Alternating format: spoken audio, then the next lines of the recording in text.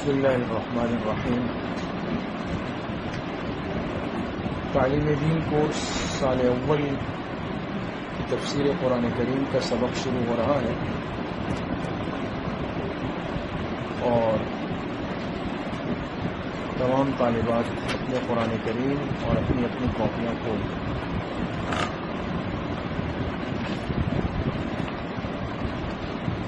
سورۃ الفاتحہ ہم نے پڑھی تھی اور جیسے فرما رہے ہیں کہ اس سے آگے نہیں ہوا، شاید کافی تاخیر کے بعد آج سبق شروع ہو رہا ہے۔ انشاءاللہ آج سورہ فیل پڑھیں گے، سورۃ الفیل۔ تمام طالبات کو کھول دیں۔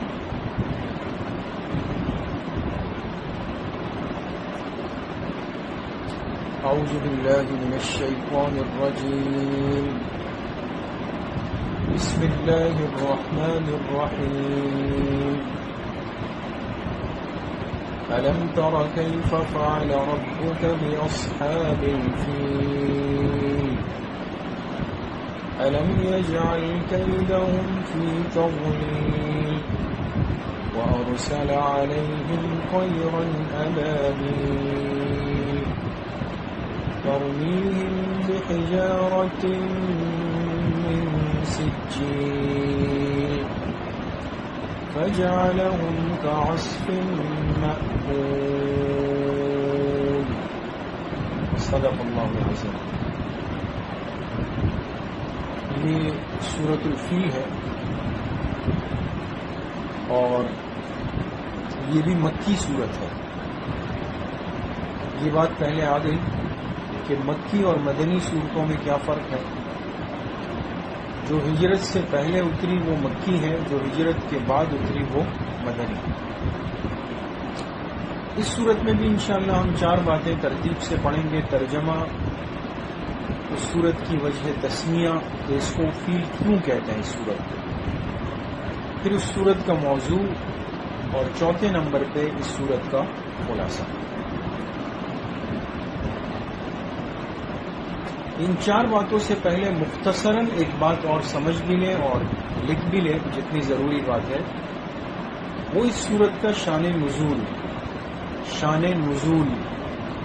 شان نزول کا مطلب یہ ہوتا ہے کہ قرآن کریم کی بہت ساری صورتیں یا آیات، اس کے اترنے کا کوئی نہ کوئی سبب، کوئی واقعہ، کوئی بات ہوتی ہے۔ مثلا کسی نے کوئی اعتراض کیا، آپ علیہ الصلوۃ والسلام پر اشکال کیا، کوئی سوال کر دیا، کوئی بات کہہ دی، برا بھلا کہہ دیا، الزام لگا دیا، تو ایسے موقع پہ اللہ پاک کی طرف سے کبھی کوئی صورت یا آیات اتر آتی تھی۔ تو اس وجہ کو جاننا کہ یہ آیات یا یہ صورت کیوں اتری، اس کی وجہ کیا تھی، اس کو کہتے ہیں شان نزول۔ ٹھیک ہے، تو پہلے میں مختصراً اس صورت کا شان نزول عرض کر رہا ہوں، اس کو لکھ لیں اور پھر انشاءاللہ ترجمہ۔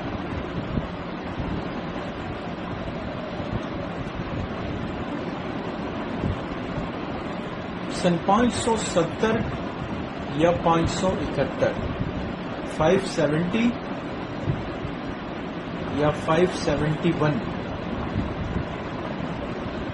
570 ہجری یا 571 ہجری کا واقعہ ہے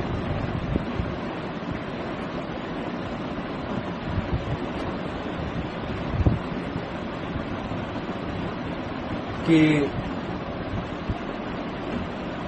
حبشہ کے بادشاہ کی طرف سے، حبشہ ایک ملک ہے، حبشہ کے بادشاہ کی طرف سے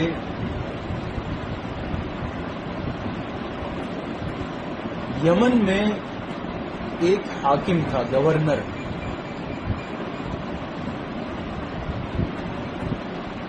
یمن میں ایک حاکم تھا،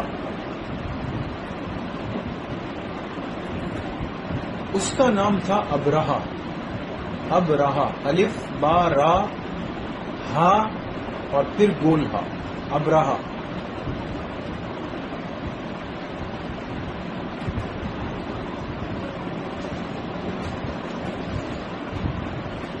اس ابرہہ نے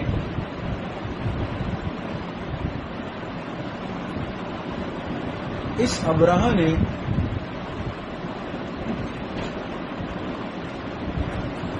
حبشہ کے علاقے صنعاء میں، یمن کے علاقے، حبشہ نے، اس ابرہہ نے یمن کے علاقے صنعاء، صاد، نون، عین، الف اور حمزہ، صنعاء، اس ابرہہ نے یمن کے علاقے صنعاء میں ایک جعلی اور فرضی خانہ کعبہ بنایا۔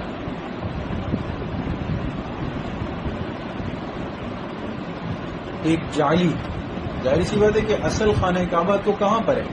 مکہ مکرمہ، جس کا لوگ طواف کرتے ہیں۔ اس نے ضد میں آ کر یہ کام کیا تھا، ضد میں کہ لوگ وہاں کیوں جاتے ہیں، تو لہٰذا اس نے ضد میں آ کے کیا کیا کہ یہاں ایک جعلی اور ایک فرضی خانہ کعبہ بنا لیا۔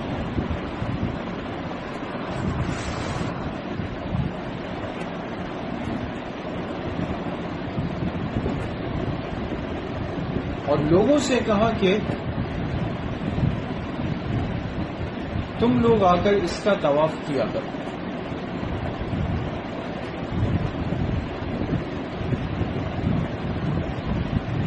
لوگوں سے کہا کہ تم لوگ آ کر اس کا طواف کیا کرو۔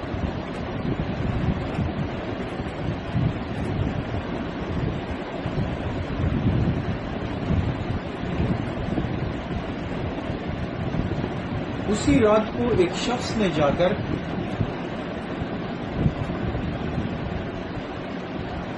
اس میں گندگی کر دی، قضائے حاجت تھی۔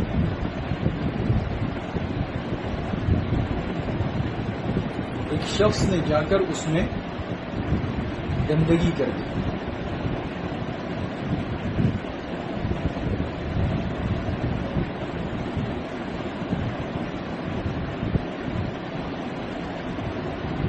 صبح جب اس نے دیکھا تو اس کو بڑا غصہ آیا۔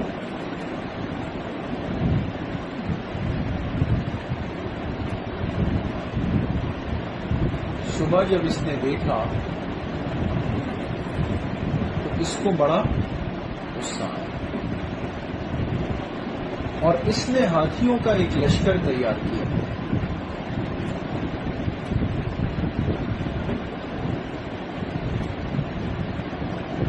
اور اس نے ہاتھیوں کا ایک لشکر تیار کیا۔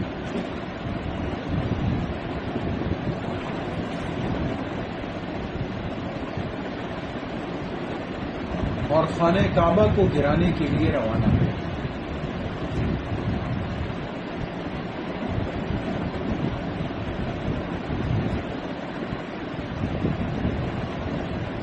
اور خانہ کعبہ کو گرانے کے لیے روانہ ہوا۔ مکہ مکرمہ کے قریب وادی محصر علاقہ ہے۔ مکہ مکرمہ کے قریب وادی محصر، میم، ہا، سین اور را،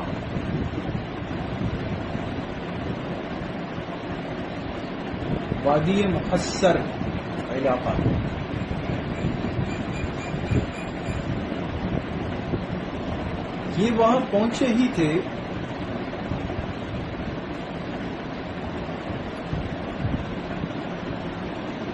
یہ وہاں پہنچے ہی تھے کہ آسمان سے چھوٹے چھوٹے پرندے آئے۔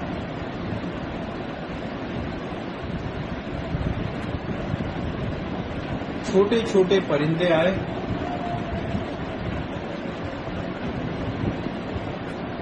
اور اس لشکر پہ کنکر پھینکے۔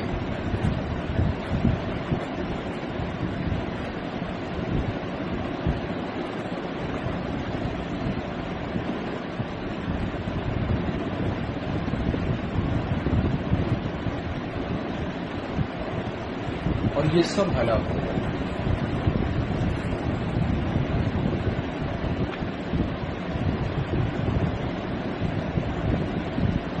یہ سب ہلاک ہو گئے۔ یہ واقعہ آپ علیہ الصلوۃ والسلام کی ولادت سے 50 دن پہلے ہوا۔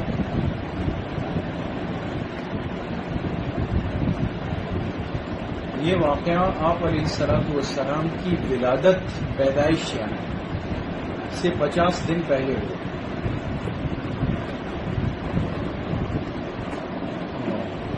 یہ لکھیے شان نزول. اب آ جائیں ترجمے کی طرف.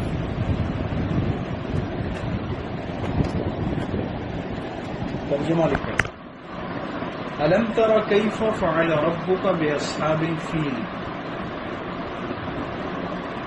کیا آپ نے نہیں دیکھا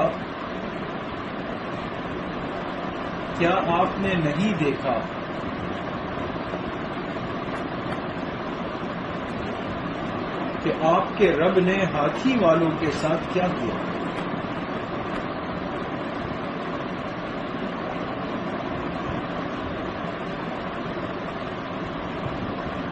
کہ آپ کے رب نے ہاتھی والوں کے ساتھ کیا کیا؟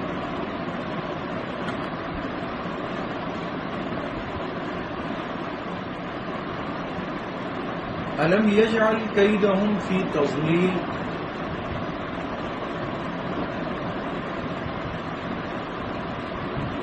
کیا اللہ نے ان کی تدبیر کو ناکام نہیں کر دیا؟ کیا اللہ نے ان کی تدبیر کو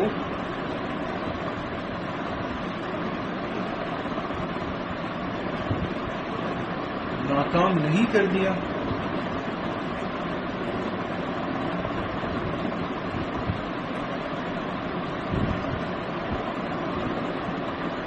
وَأَرْسَلَ عَلَيْهِمْ طَيْرًا أَبَابِيلَ.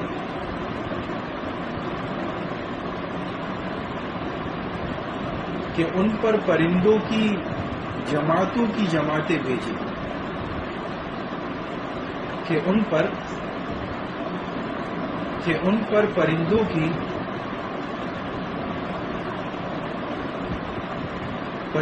کی جماعتوں کی جماعتیں.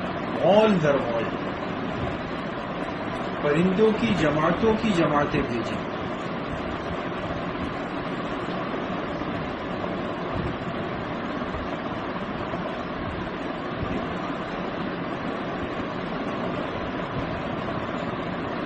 ترمیہم بحجارۃ من سجیل. جو ان پر پھینکتے تھے پتھر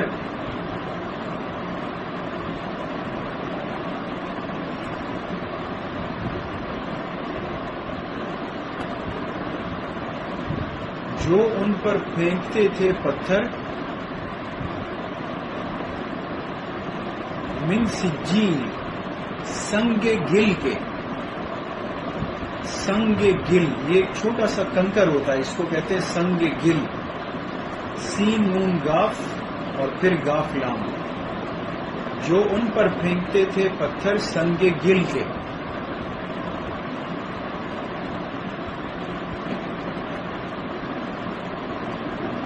فجعلہم کعصف مأکول.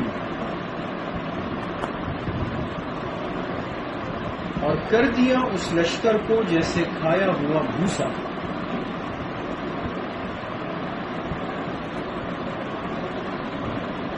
اور کر دیا اس لشکر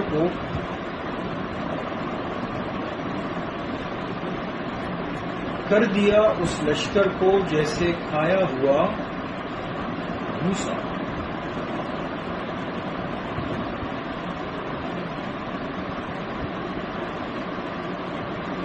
سمجھ لیں، یہ ہے اس سورت کا ترجمہ. اور اس سے سمجھ میں آیا کہ اللہ نے ان ہاتھیوں کے لشکر کو ہلاک کر دیا، برباد کر دیا. یہ اس سورت کا ترجمہ تھا. دوسری بات لکھیے وجہ تسمیہ. اس کو سورہ فیل کیوں کہتے ہیں؟ وجہ تسمیہ بالکل آسان ہے. اس سورت کی پہلی ہی آیت میں لفظ فیل آیا ہے.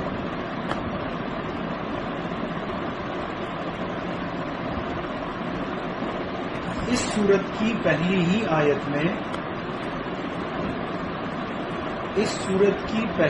آیت میں لفظ فیل آیا.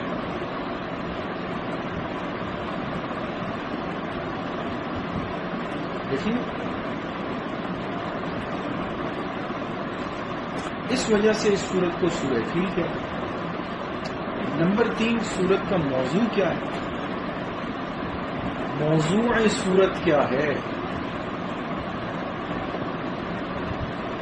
لکھیں بے ادبی کا وبال، بے ادبی کا وبال۔ جو بے ادبی کرتا ہے نیک جگہ کی، پاک مقامات کی، پاک لوگوں کی، اساتذہ کی، والدین کی، بڑوں کی، بزرگوں کی، نسبتوں کی، یاد رکھیں اس کا وبال آتا ہے۔ اور طالبات یہ بات یاد رکھیں، لیکن آپ دین سیکھنے کے لیے آئے، اور دین کا جو علم ہے نا، علم یقین کریں یہ ادب کے بغیر انسان حاصل نہیں کر سکتا۔ بے ادب طالب علم یا طالبہ کبھی کامیاب نہیں، اپنے آپ کو باادب بناتے رہے۔ استاذ کی، معلمہ کی بات بری لگے تب بھی یہ کہہ کر اپنے آپ کو مطمئن کریں کہ یہ میری تربیت کے لیے ہے، سمجھانے کے لیے ہے، اصلاح کے لیے ہے۔ کسی استاذ کی بات کو، والدین کی بات کو برا نہ لیں، یہ ہمارے بنانے کے لیے ہے۔ یقین کریں باہر کی دنیا میں کسی کو آپ کی فکر نہیں، آپ بنے بگڑے، پڑھیں نہ پڑھیں، عالم بنے جاہل رہے، کسی کو پرواہ نہیں، لیکن استاذ کو، معلم کو، معلمہ کو پرواہ ہے، اس لیے بادب بید بھی نہیں۔ چوتھی بات، سورہ فیل کا خلاصہ۔ خلاصہ کیا ہے؟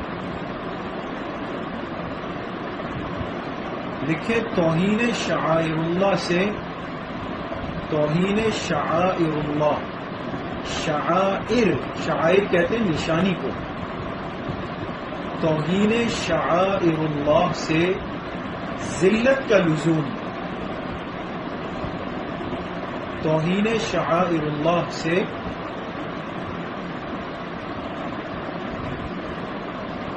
ذلت کا لزوم۔ جو اللہ کی نشانیوں کی توہین اور بے ادبی کرتا ہے اس پر ذلت لازماً آتی ہے۔ یہ کیسے ہو سکتا ہے؟